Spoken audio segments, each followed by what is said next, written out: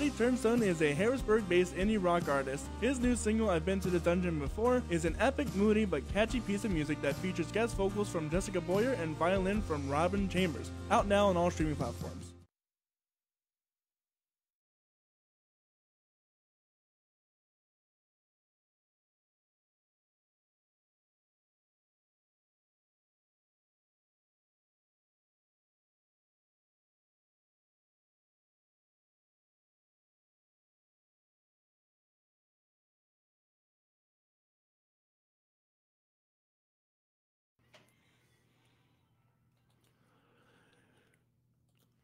Good morning, everybody. My name is Corey Rosen, and you are listening to the Story Podcast.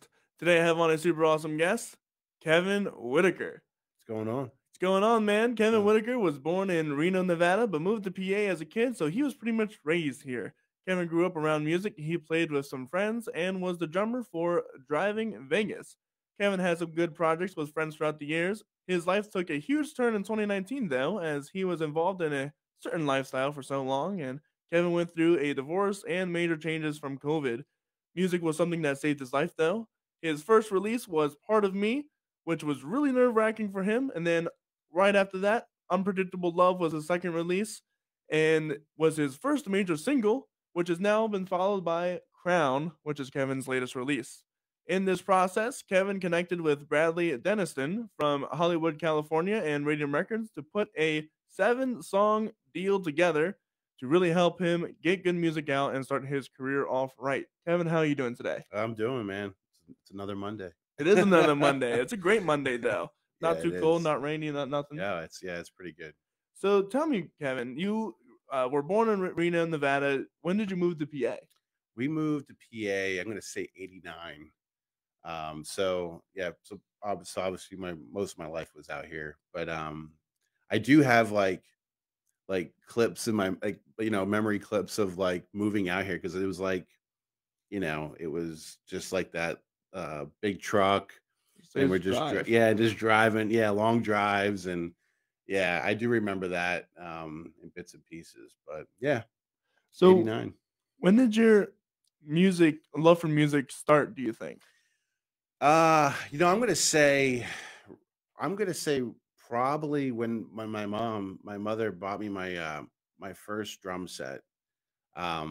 I was kind of the kid that always was banging on stuff, in school and on books and on tables, and she said I had rhythm. Is what her words were. And so she picked me up a cheap drum set, let me have it up in my room, and I just learned my way through, and that was kind of like the beginning, at least on an instrument, right, for me, to get going and learning music in general.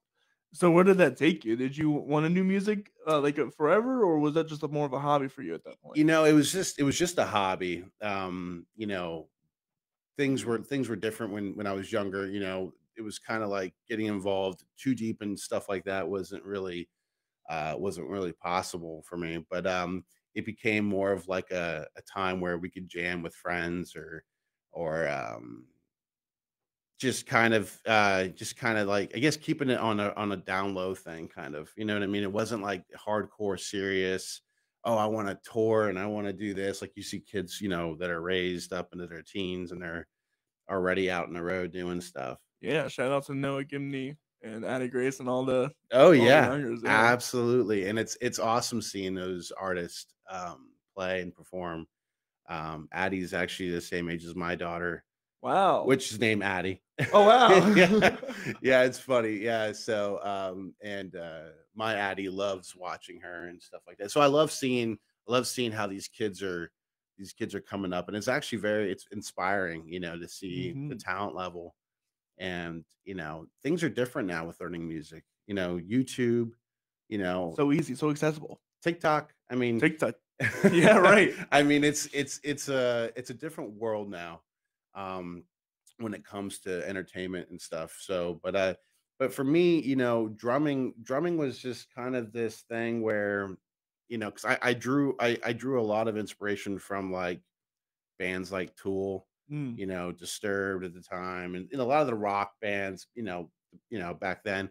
But then I was a huge, I'm still a huge fan. I'm a huge fan of Dave Matthews Band. So Really? I'm a big Carter Beauford fan, and that was a probably one of the biggest things. I do remember being involved with a group of people um, that I was tied to in religion at one time, and we played a lot of Dave Matthews songs, and that was kind of like a learning tool in itself because everybody was really good, and I had to learn these drum parts and to the best of my abilities. Right.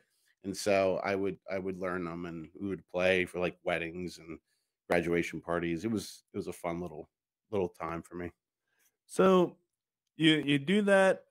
You pretty much were a drummer for a really long time, weren't you? Yeah, over 20 years. Yeah. So tell me about that evolution of when you were just a kid drumming in your room to going out and performing. So, it took some time for me to kind of build up on, understanding the, drums in itself, What is it? Yeah, what is a drum? What does Yeah, it do? what's it do? How does it, how do I operate, in three different body parts trying to do different things, and then four different, Mhm. just it just became a whole learning curve. But I picked it up pretty quick. And then just kind of going through that point in life, playing and practicing and just kind of putting my mind into that zone. I had a really good. I have my one close friend, Zach Blessing. He was a piano player, and I remember him and I jamming in my mom's basement, my parents' basement. And that's kind of how the whole band thing started for us and for me, like kind of what it would be like to play music, doing original music. Because I was just doing covers, and so was he. Him and his brother had a little cover band going on, that they would do stuff and whatever. But we were kind of then, we took it to a different direction, Mhm. and it was him and I for a while. Then we had another guitar player friend that came in and played. And the name of that band at the time was called Wait. We called it Wait. And we spelled it Wayt, and we thought we were like, we thought we were like smooth, Edgy, yeah, You're like, right, it's oh, watch oh, out, watch yeah, out. here comes "Wait." Meanwhile, people are like, "What is what?" Yeah, How do you say that? yeah. They're like, "What is this, Wyatt? Is this What? Wyatt?" No, it was Did you just misspell Wyatt? yeah.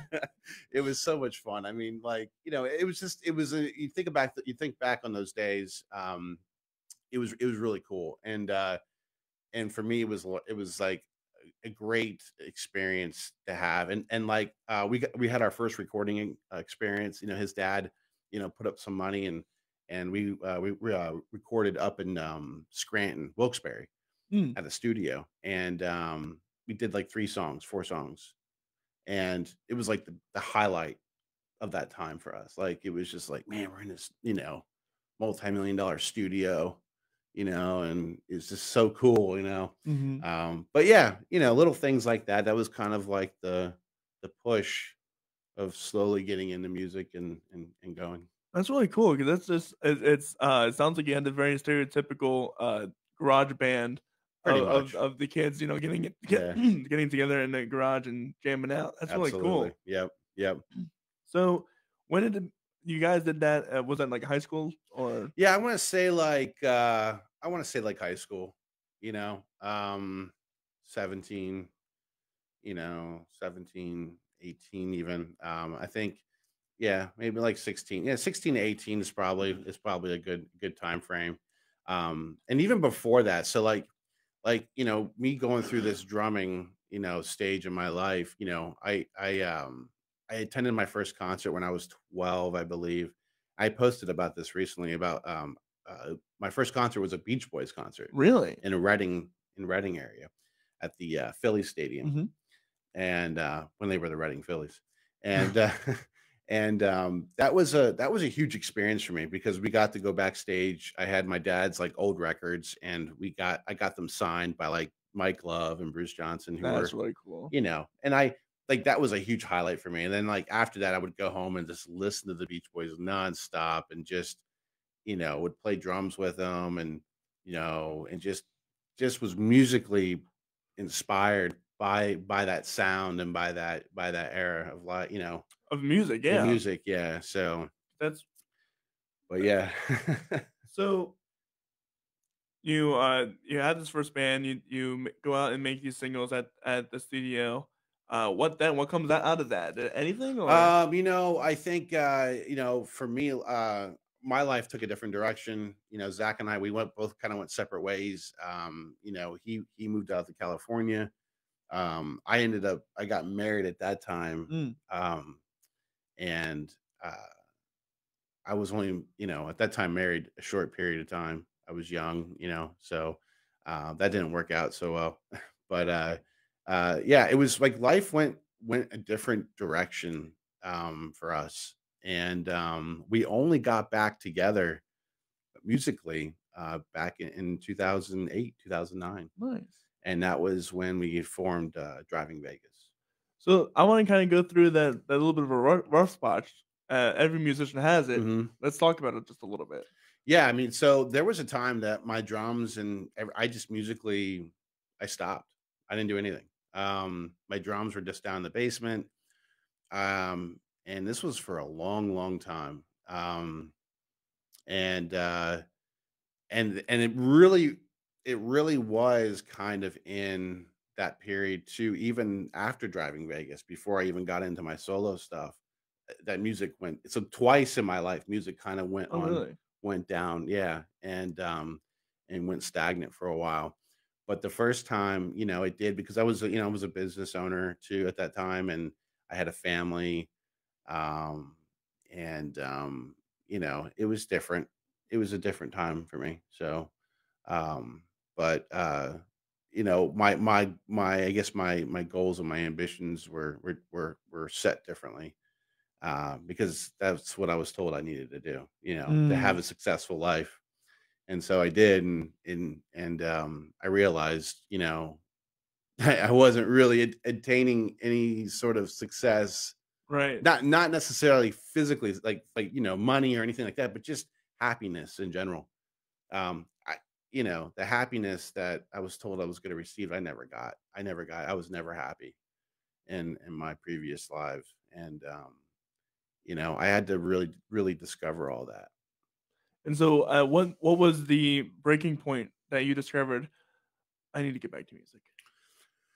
um well, it was kind of, so like in 2018, 2000, let's say 2017, 2018, I started, like, we've, it's past Driving Vegas now, and now I'm, it's, I'm married again. And at this point, I was married quite a while. I got remarried back in 2009. And so I've been married, for a little bit. And again, I have two little girls, and my life was still kind of, different. And but I had all these musical instruments in my basement. And being a drummer, we're kind of limited. We need a band, right? Was Uh, Phil Collins, yeah, and that's your Phil right? Collins. I didn't sing. I never had I never did any of that stuff. I never, I didn't know, I didn't have anything to make music. I never played guitar. I fiddled on a piano for a long time. But I've always been musically inclined. Like, I have an ear for music, Mhm. and that's the way I feel my way out through it now. And I went downstairs. I was playing around on the drums. I went out and bought a electric pad and was playing with that, and intertwined it with my regular drums. I was like, man, this is really fun. I was kind of like starting to get it again. And then I was like, man, I wonder, like, how hard it is to record your own music and stuff. And then was looking at all these DAW systems, Pro Tools, Ableton, and Logic Pro, which I Mhm. use now. And just rediscovering things. GarageBand, I think, was another thing I fell into, and it kind of inspired me as well. But it's just getting back into the whole swing of it. Right. What's it like? How do you do these things again? Because I don't Mhm. have a band, so what do I do? So I started putting stuff together, and slowly putting stuff together. It was like stop and go for a while, Right. stop and go. Get into it, get out of it. And still trying to hook up with people to play music. I was wanting to drum for people, but at the same time, I was limited because I can only go so far and do so much, given what my life was at that time. And so, well, rewinding back to 2008 and driving Vegas, tell me Hmm. about that whole experience. That was fun. That was a great time for us. We got to do a lot of cool things. So Zach and I, when Zach moved back from California, we got back together, and at this time, I knew a engineer producer guy out of Harrisburg. Really cool dude, and he had a studio in his family's home, and awesome studio, and it was called Aftertouch Records, is what he called it. And he did a lot for us. He really did a lot for us. He sacrificed and got us going and got everything going and got our first EP put together, and we released it. And that whole experience started happening for us. Playing shows, traveling around. Um, and at that time, I had my first child. I was Mhm. married and had my first child, Addie, and she was going to these shows too. I mean, people, they all remember her coming to the shows, and she had these headphones on because it was so So loud. loud. Yep. It was just a neat experience. But we played, I think, Millersville. Then we played the college there. We played when HMAC, before they did all the remodels. In fact, we had our CD release party there, right there on the main stage there. It was completely different back then. Right. And that was a big spot for us.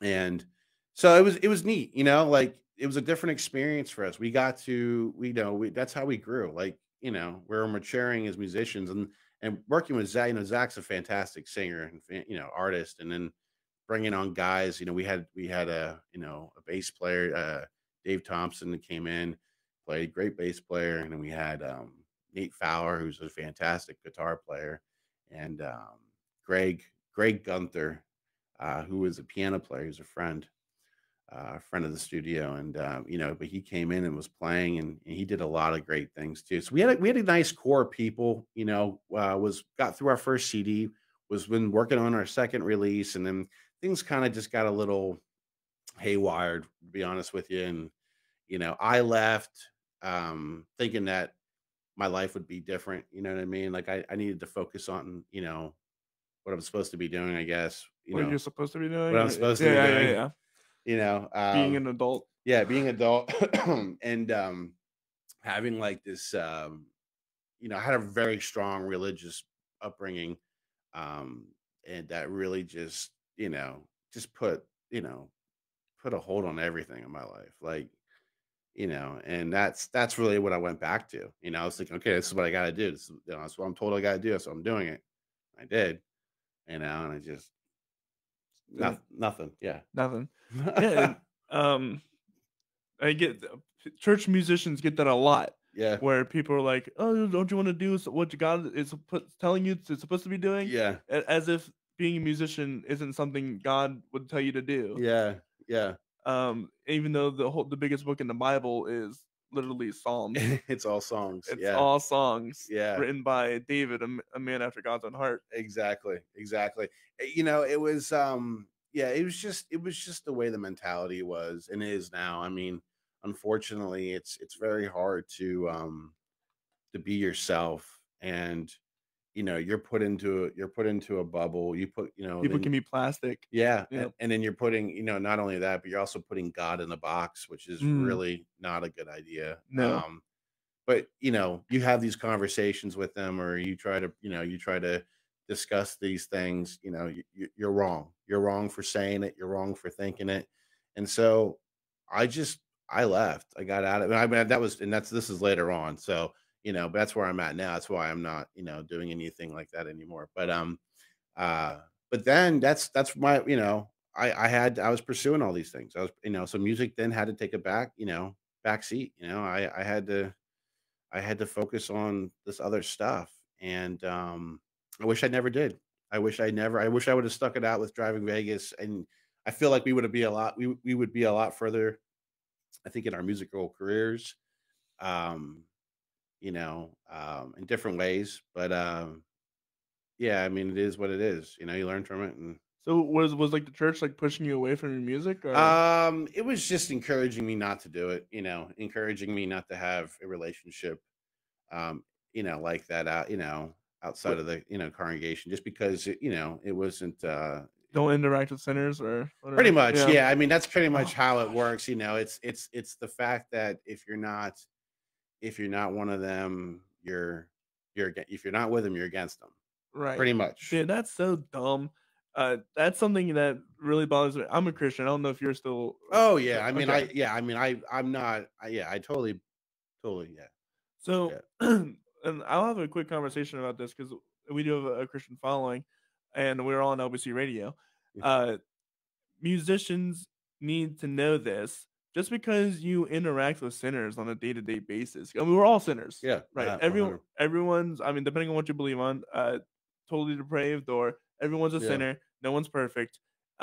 We're interacting with sinners all the time because everybody's a sinner, and no one's a worse sinner or less sinner or whatever. Yeah. Everyone's all evil is evil in God's eyes. It Yeah. doesn't matter if they're doing drugs or if they're doing whatever. It doesn't matter. As a musician, yeah, you're more inclined to interact with more of those on the edge people who are doing the drugs, who are Yeah. sex, money, and drugs, right? That's the whole Yeah. industry. And where did Jesus go? Right when he was Yeah. alive, he went to the prostitutes. He Mhm. Oh, went yeah. to the people who loved money. He Yeah. went to all these corrupt, awful people, Mhm. and that's where he hung out. Yeah. What industry could use the love of Christ more than the music industry or Yeah. entertainment industry? Entertainment. Yeah, I mean, it's definitely, yeah, you're hitting it right on. I mean, the thing is that there's these groups of, these organizations, there's, and all these religions in the world, right? And some organizations are much more in tune, like, or they're much more hardcore in pushing that you need to be, this is, you leave the fold, that's it. Or if you sin and you don't You don't say the sinner's prayer or yeah, or you don't let the congregation know what's, your actions, we have to, or you show that you're not repentant, we're going to cast you out of the congregation. And that's a huge thing too in this organization. They cast you out, and they'll cast you out even without it being official. And really? yeah, like, and you'll lose your family, you'll lose all your friends. I mean, there's people, the suicide rates is huge. Do you want to shout? Will you say the name or I don't. Yeah, I don't. okay? Yeah, I That's probably. fine. Yeah, I would rather not. Just because. I'm curious. So Yeah, we could yeah, talk. we something Yeah, to ask. yeah, I'm very curious about that yeah. now. But That's it's you're something gonna laugh when I tell you. But it's I'm pretty sure I will uh, because I have a uh, few in mind. so, but it's bad because it affected me. And so you live this life where you're trying to do what's right. You want to do what's right, and you'll feel like you'll never meet those standards because the standards of living Impossible. they're impossible. They're not realistic. And people that claim to think it's realistic, Don't live like it. they're And lying. They're not living like it. oh, There's no way. and that was like another thing I was gonna say because I know every single one of those people have done things that they're keeping hush hush about it too. Skeletons in the And closet. skeletons in the closet because people and this applies to specific churches and specific congregations because not all Christians are like that. Yeah. People need to know that everyone is a sinner Yeah. regardless. Yeah. There's no perfect person in this world. If don't matter how good of a person they are, Yeah. everyone has their skeletons, everyone has their demons, Yeah. and you can't judge other people for their spiritual journey because Yeah. everyone's spiritual journey is everyone else's spiritual It's journey. different. Yeah, it's different. Like, you shouldn't be shamed in certain things, like in certain, even like growing up, right? Maturing as an adolescent, you're like there was just things that you had to be careful with because it's like, you made mistakes, or you're doing things like that, you'll be shunned, or you'll be casted out. And even by, like, I know people who've been casted out even when they were 17, and they were pushed out of their own home, and they end up going through different lifestyle changes, and it was hard for them, like, it mentally mess them up. Yeah, it will. And that's not the love of Christ at all. That's not the love. And that's what I had to realize. Like, like, and if any of them are listening to this, I know they're probably just they know what I'm talking about, so they're shaking their head. But the truth is that that's not love. Like, it is not love. It's not. And that's not how it works. And so basically the way I've the realization of everything for me is that, if my life is that bad, if I'm living this horrible, horrible life, then I'll be judged in the end, and God will handle me in the end. You Right. know, I can't, you can't live life thinking, trying to micromanage every little thing that you're doing. And 'Cause we're not supposed to. no, it's not, it's impossible. And Yeah. people they're lying if they're saying, well, I can do it. I mean, yes, yes, Kevin, I make mistakes, but I still, I do this and I do that and I give devotion, well, that's great, but what mistakes are you still making? Like, are you coming forward with your mistakes? Like you're telling me to do. You know what I mean? Like, Mhm.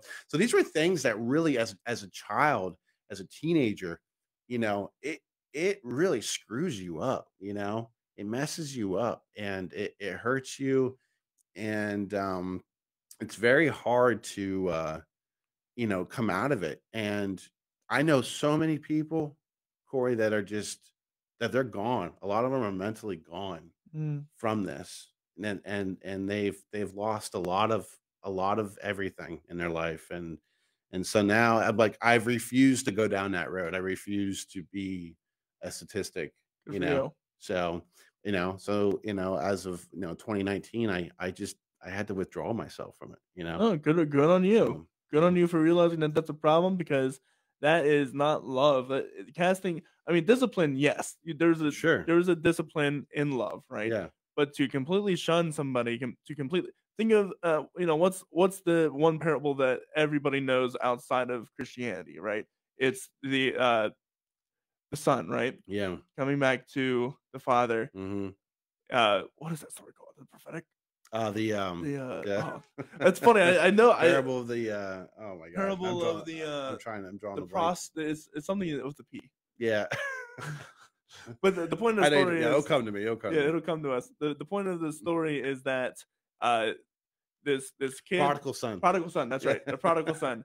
The kid wants to leave, take half of his inheritance early, spends it all, wastes it all, Yeah, and he's a complete utter disgrace yeah, in society. He comes back crawling back to his father, yeah, who and he thinks, oh, they're gonna hate me, blah blah blah. yeah. No, his father comes up and runs him.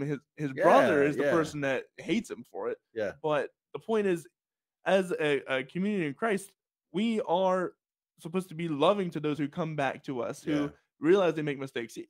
Sometimes you have to allow people to make mistakes.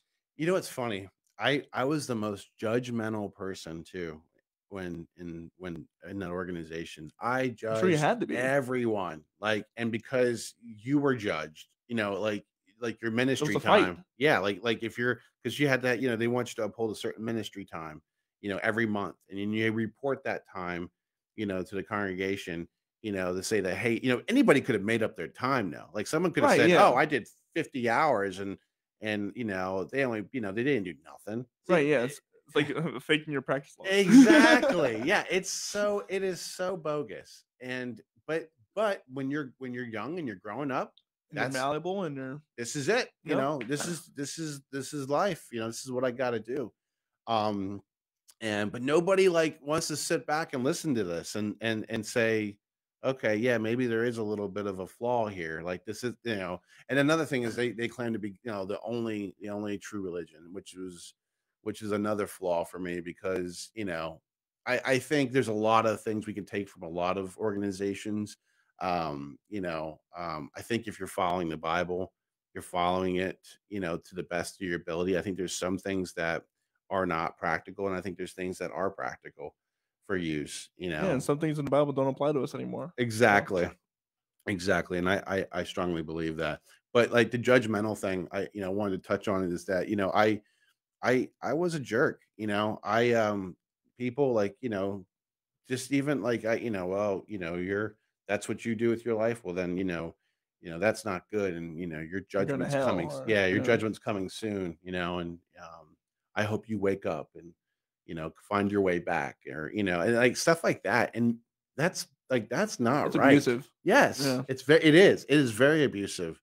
um it's definitely cult like behavior, and you hate to use that word. But it's so true. It's so true. And You have to that's realize when your own religion is becoming a cult. yes. Because Yeah.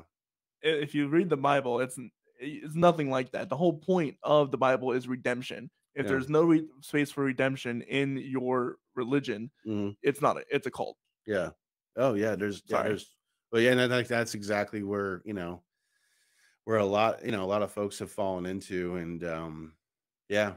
So now it is what it is. Yeah. I've taken steps onward, and Corey, I lost a lot of people, including some of my own family, and it's very sad. It's very sad. And but it's also eye-opening to realize you start to understand what real love is in your life. Hmm. Okay.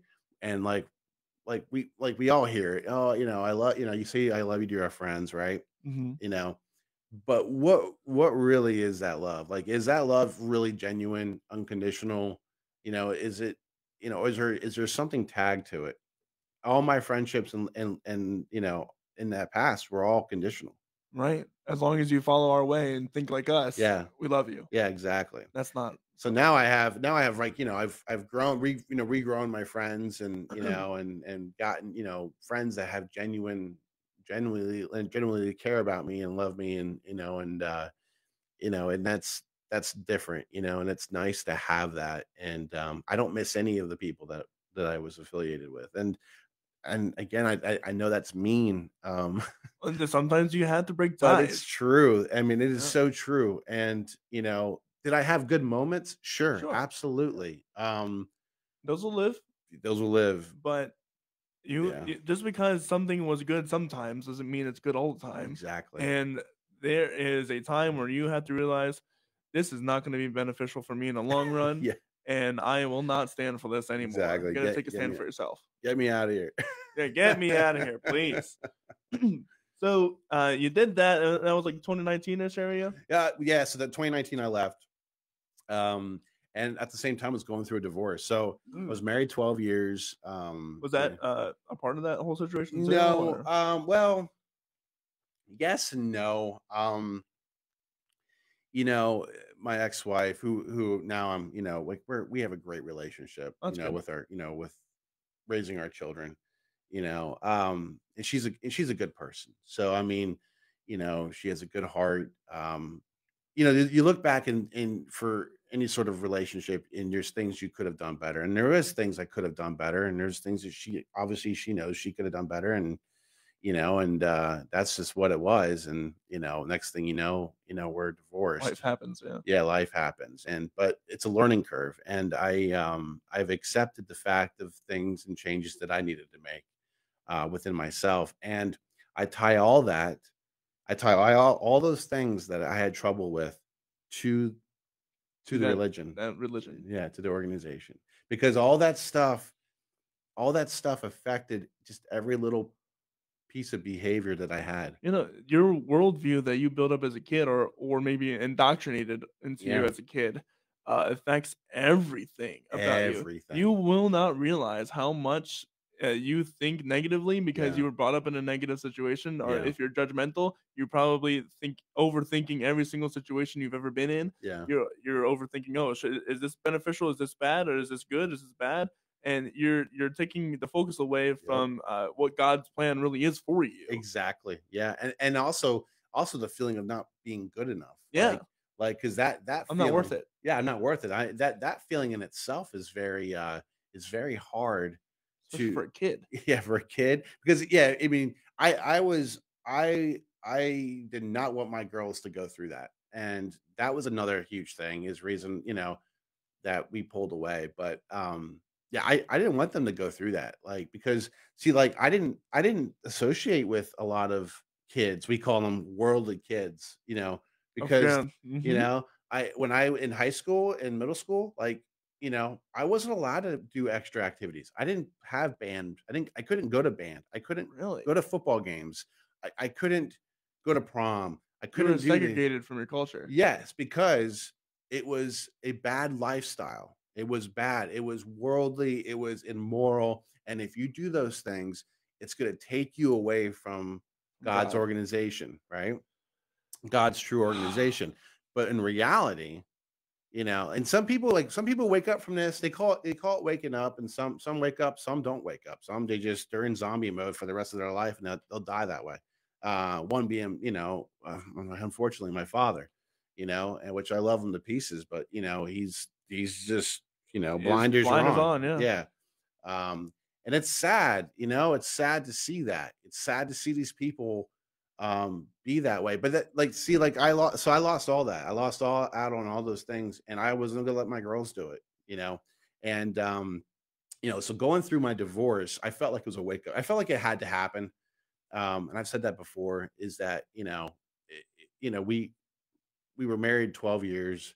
And I think there was things that just needed to happen, and it was a wake up.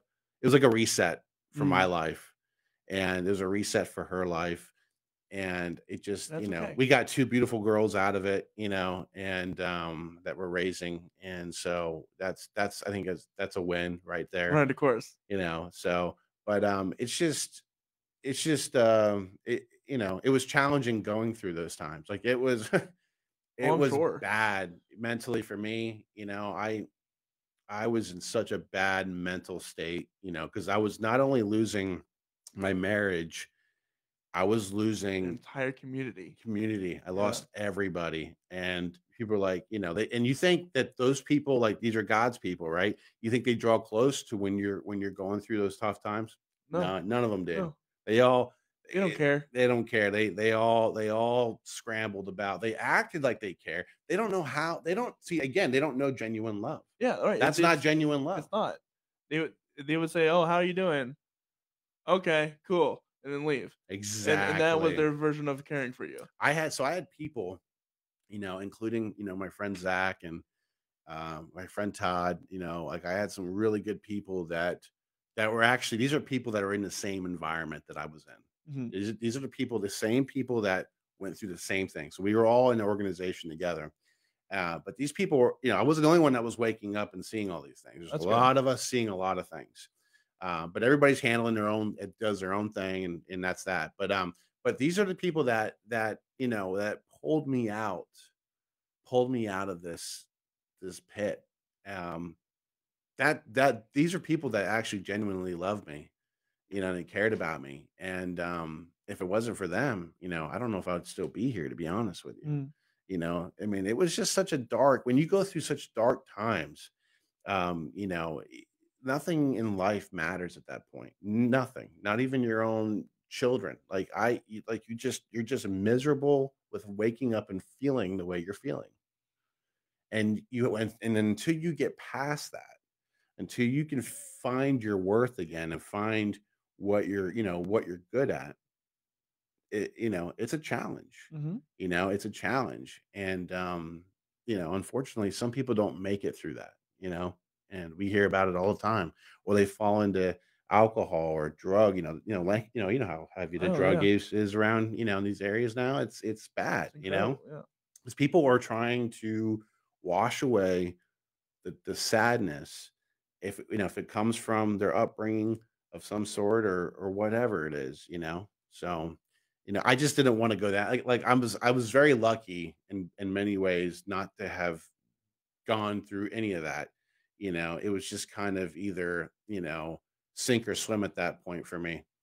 And then that's kind of when music started making its way back into my life. I was about to say, 'cause that all that stuff makes great content for music, right? Exactly. It started making its way back in, and because I had to find something. I was Right. trying to channel, like, and I didn't know how to even channel. Like, I was a musician, but I didn't know, like, again, I'm a drummer. I don't know how to. I'm gonna drum my confusion out. I mean, you can a little bit, You're but hitting stuff. yeah, you're hitting stuff. That's about it. But I had to really I wanted to really reach people too. Like, I want to be in, like, another piece for somebody else that might be going through the same thing. And that's kind of how Part of Me, the first song release, came out. I did that in my studio, in my home, and I made this song, and I needed to get it mixed and mastered. Came across Bradley, sent it off to Bradley over at Radium Records. He did his thing, and then I get it back, and I realize, wow, this I do have potential at doing something with Mm. music. Like this is, like when you have somebody that, like kind of like what he's done then is taken my hand, and he's kind of been like, hey, okay, this is okay. I see what you're doing here, but let's do it this way. Let's get you on the right path. You know what I mean? And Having a mentor. and that's what he's done, and that's what he's doing, continuously doing. So tell me about Part of Me. We have it lined up here. What was the songwriting process? Is this the first song you ever wrote? Yes. I kind of was fooling around with some other ideas, but this is the one that was like, I think, the most successful in my mind. Just because I had the ideas, just was learning tools, musically, sounds, and learning how to rework samples and play with just bringing music together, Mhm. piano stuff, everything. And this was the first song I did that. And then also the first song of me discovering my voice, trying to Mm. figure out, okay, like, this is my voice. And so for that, I drew a lot of inspiration from like the Europop scene. Like I'm also a huge fan of like Pet Shop Boys and Depeche Mode and Cure, and um, a lot of those old bands, those that era, that time. And so I wanted to bring in a little bit of that flavor into my music then, you know, and that's kind of how Part of Me started. Well, so let's get into it. Part of Me. This is their first single First single. by Kevin Whitaker. Take a listen.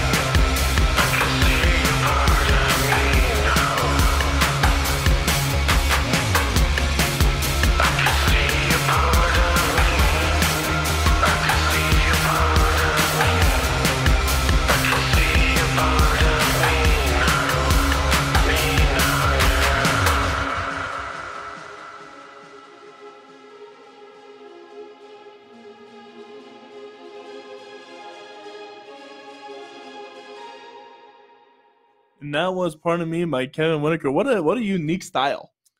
Thank you. Of course. I mean, yeah, I was just kind of like, I don't know what to call that, but I mean, it was just because my voice, that's the thing. My voice, it's like a pop, that pop sound, like the electro pop, whatever, with a rocky EDM, edge to yeah. it. EDM, yeah, has a little rocky edge to it, but then my voice kind of changes everything and changes the dynamics too. Um, some like it, some don't like it. It's just, And that's everything. yeah, That's it's, everything. So but yeah, that was the starting point. I mean, that's how I really was able to, grow from something, and that was that song. and then you have Unpredicted Love that was relatively soon after that. Was this all like one writing inspiration? Oh, So I guess it happened over COVID. yeah, yeah. Well, Unpredictable Love was basically I was I was talking to this girl, with who I'm in a relationship now with, and but like then it was just pure conversation, and it just but it all felt right at the time, and felt like love, and felt so unpredictable, and I was just down in the studio and fooling around with it, and Unpredictable Love it just started coming out. And then I went to LA. Yeah, So LA, then when I went to LA, got with Bradley. He co-wrote, finished writing with me, and then produced this record. And this was a bigger record for me.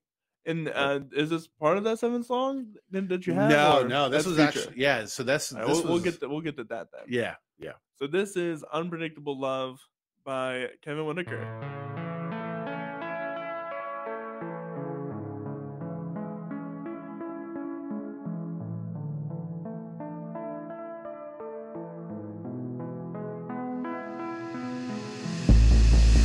This is us after all.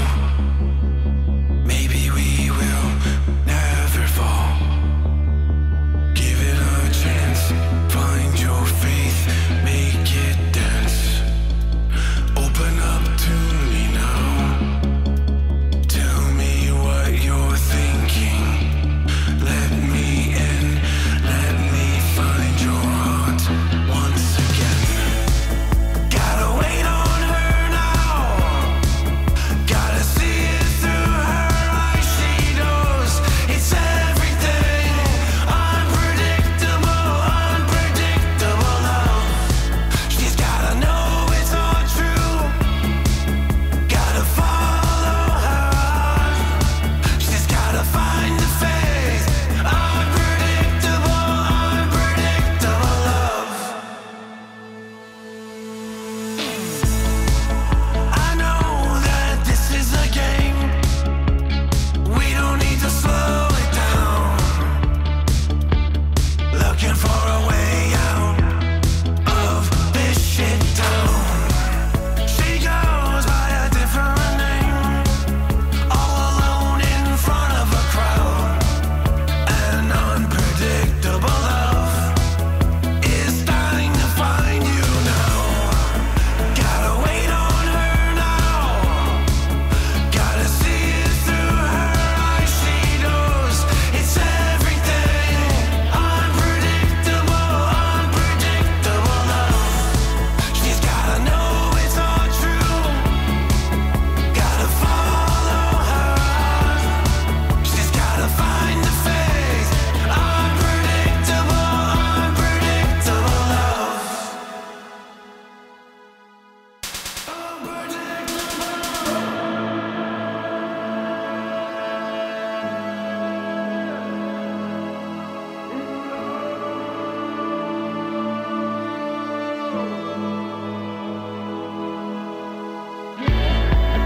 Gotta wait on her now. Gotta see it through her eyes. She knows it's everything. Unpredictable, unpredictable love. She's gotta know it's all true. Gotta follow her heart. She's gotta find the faith. Unpredictable, unpredictable love. And that was Unpredictable Love, and that one did a lot for you. I did, yeah. In fact, we did a remix on it, and people loved the remix too. I didn't give you that one, but that was pretty much the same song, but it's just more of a dance, more Mhm. dance vibes, because it had dance vibes in the original. Yes. Very But much so. Will, the one DJ producer I worked with out of Hollywood, he did a remix of it, and I thought he killed it. And so we have one of your latest releases, Crown. Crown, yeah. Tell me about this one. This one here is more the direction we're heading in with all my songs, more of an industrial rock sound. These songs are now being built. Like I'm more trying to get into the sync world. Like I want to get music into, film and commercials, and that's Right. what Brad's specialty is. That like he knows that world. He has music, and he's done music with Lego, with Lego Movie and That's 21 Jump Street. Like yeah, like That's sick. yeah, he has like he's brilliant. His ears are great, and that's the direction he's taking us, and that's what Crown is. And so, what was the writing process for this like? 'Cause that's a completely different writing process. to Exactly. write So for- Crown really was just a song of of a motivational song, something you would actually hear at an arena. Like right now, really yeah. like a pump up song. Pump up song, like a Hershey Wow. Bears game. So I sent this song to EA Sports, and I'm in talks with a gentleman from EA Sports, and so I'm hoping. I mean, it's a long shot. I'm hoping it can get utilized into a Well, game. yeah, and listen, here's the thing musicians don't realize.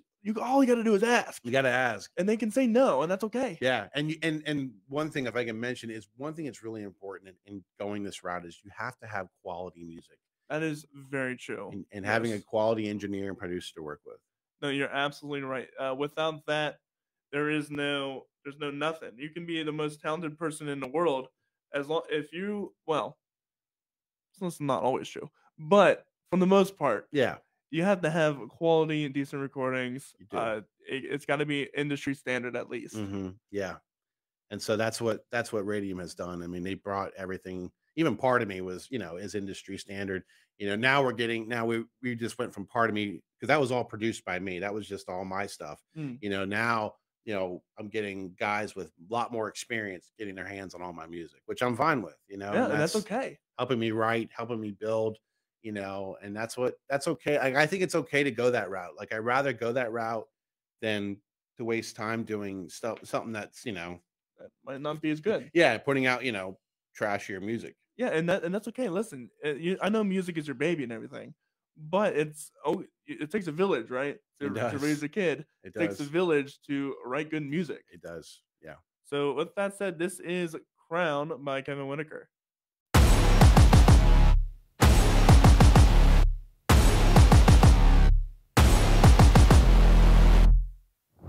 No weekends, baby, I'm a warrior. I gotta get my pay. Beaten, broken down like a modern man, fighting through the pain. Quiet, settle down, calm it down. Back to work,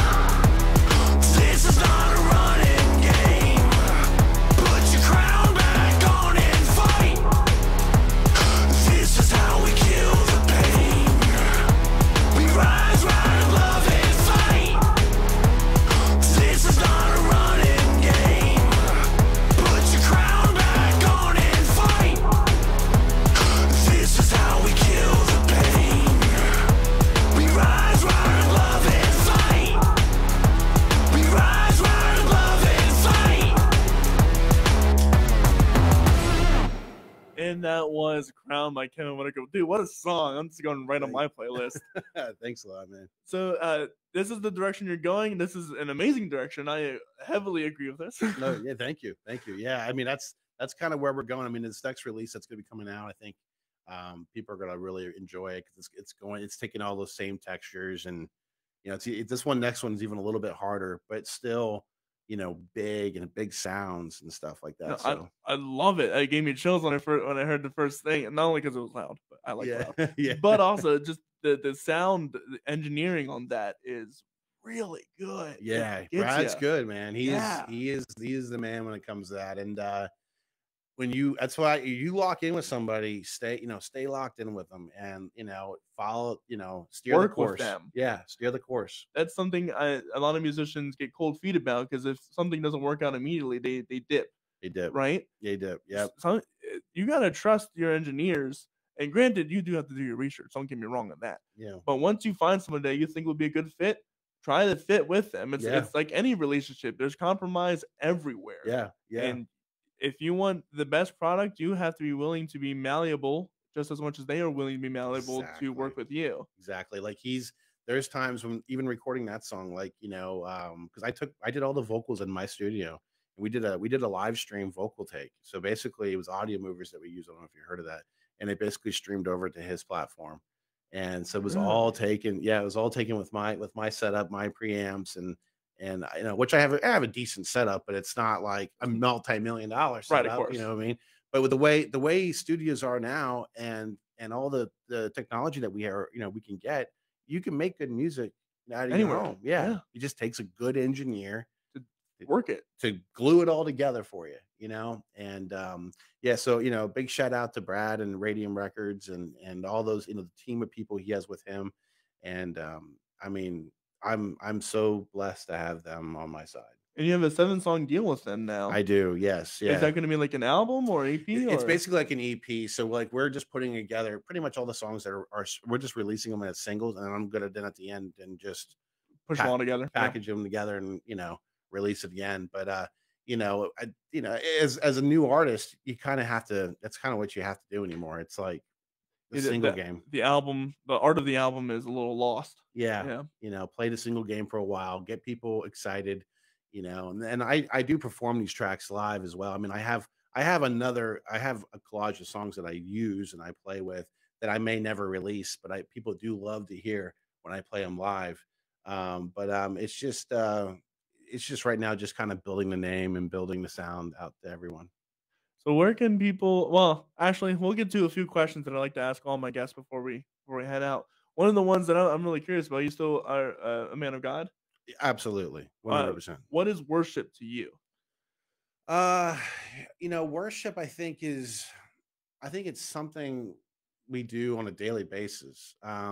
Meaning how we represent ourselves, and if we claim that we love God and we love His will and love the things that He gives us, then we show appreciation in our daily activities and how we treat other people. Mm-hmm. I think that's kind of how worship is anymore. I mean, I went to meetings 3 days a week, twice a week for a while, and I feel like, that I don't feel like that's always necessary anymore. But I do feel like it's important to keep yourself in tuned to your own, listen to the voice, listen to whatever spiritual voice you have inside you. And I think it's very important that you share, your happiness, and you share positivity with people that you may not even know, but like just in simple, interactions with the common folk, being that kind, loving person, being a light. Yeah. Right. Like that to me is good. I feel like that's part of worship. I really do. I don't think it's just, singing praises, right, of course, and being in a church or, whatever. And doing that. I don't think it's always that. I think those are, Christian fellowship, I think, is very important to be, socializing with people that are upbuilding and encouraging. But I think you have to be careful with that. Mm-hmm. Because if you're just locked into the group of people that you're socializing with and having fellowship with in that organization or in that area, you're now putting God in the box. Right. which I think that's what I've done. That's what a lot of people have done. Well, church is always on Sundays, It's only on Sundays. and only if it's a nice day out. Right? Exactly. Yeah, it can't be a fair weather Christian. Yep. You know, you have to weather the storms. You know, and another big thing is don't go to God when you have troubles. Like Just when you have trouble. just when you have troubles. Yeah. Yeah, Go don't to go God all the time.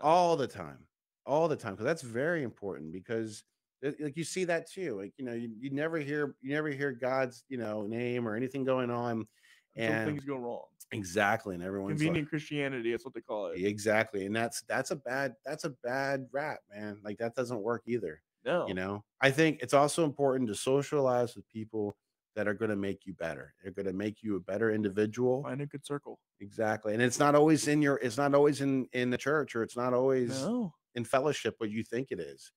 Good people, you'll spot a good person out, I think, outside of an organization a lot faster, because now they're in an environment and they're either going to be, like they're going to be better, or you'll see like their traits of, negativity or Mhm. things that are like, oh, you know what, like I'm not sure if I want to, Be involved with that. yeah, me included in that circle. You know what I mean?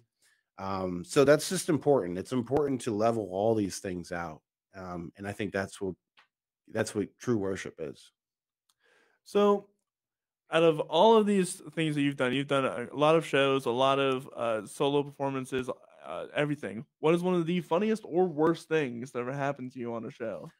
I did a show at HMAC, and I use backing tracks right now, Right. because You can't get those samples. Yeah, live. yeah. I mean, I was rehearsing with the band, and I'm still actually going in that direction. Oh, nice. Eventually, but be you still really have to, like, with this type of music, get backing tracks. I mean, that's just Right. the way That's it just the reality.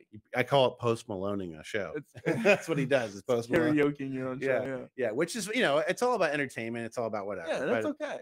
And but the worst thing I had a backtrack issue, and it ended up like fuzzing out during this one show at HMAC. And I learned, like, there was a certain tool I used, and I was like, I'm not using that again. And so I have that all mastered and down to where I shouldn't have any problems.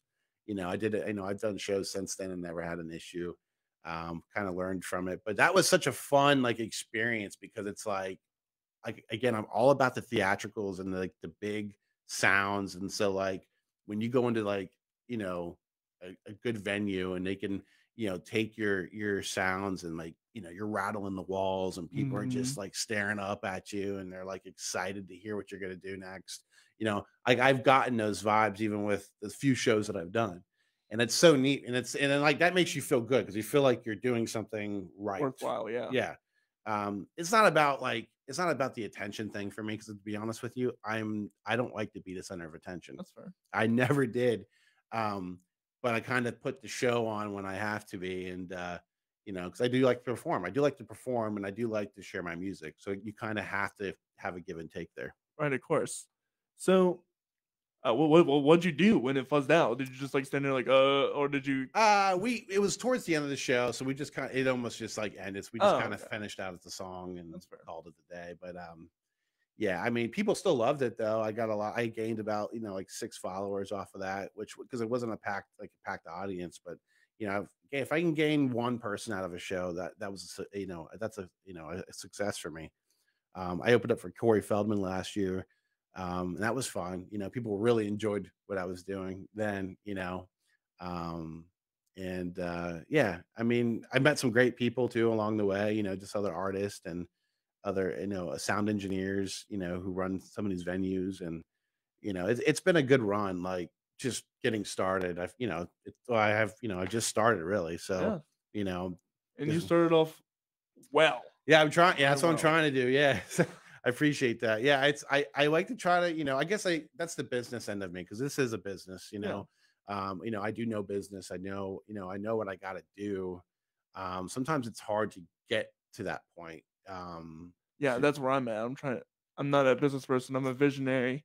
And that's okay. I mean, it's just understanding like, eventually you're going to want to make some, something money, as you go. I mean, unfortunately we don't work for free. I mean, I wish we lived in a world where we can do that. I think things would be different, but I don't know. You have to kind of find a way. Okay. Like like that's what I'm doing with my music. If I can't sell enough of my singles, can I get it into film? Can I get it into yeah. commercials, and I can get a residual of some money coming in? Yeah. And that's then if you're doing that, you got to team up with the right people to do that. That's right. So, well, where can people? You're talking about followers. Where can people find you at? I'm on Facebook, Instagram, Kevin Whitaker Music, and then Kevin Whitaker, and there's some sort of number after my thing, but it's I'm sure it'd be tagged on it'd be in the links. But then I'm on TikTok, I'm on YouTube. Also anything with Radium Records, you'll spot me on there.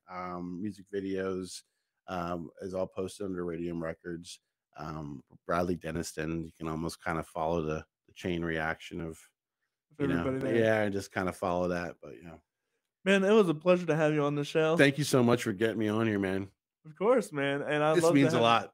I know. This is great. I'd love to have you on again after your 7-song release and talk about that, because I really do believe you're going places, man. Thank you. And I appreciate you and your story and everything. I can just keep going. Yeah, hey, what you're doing here is fantastic. And thank you. I mean, and honestly, if I'm speaking on behalf of all the musicians here, it's nice having somebody who can, that we can do this with, because it's like, we're nobodies. I'm a nobody. Right, yeah. And it's nice to come out and just, share our story and hopefully inspire somebody and whatever.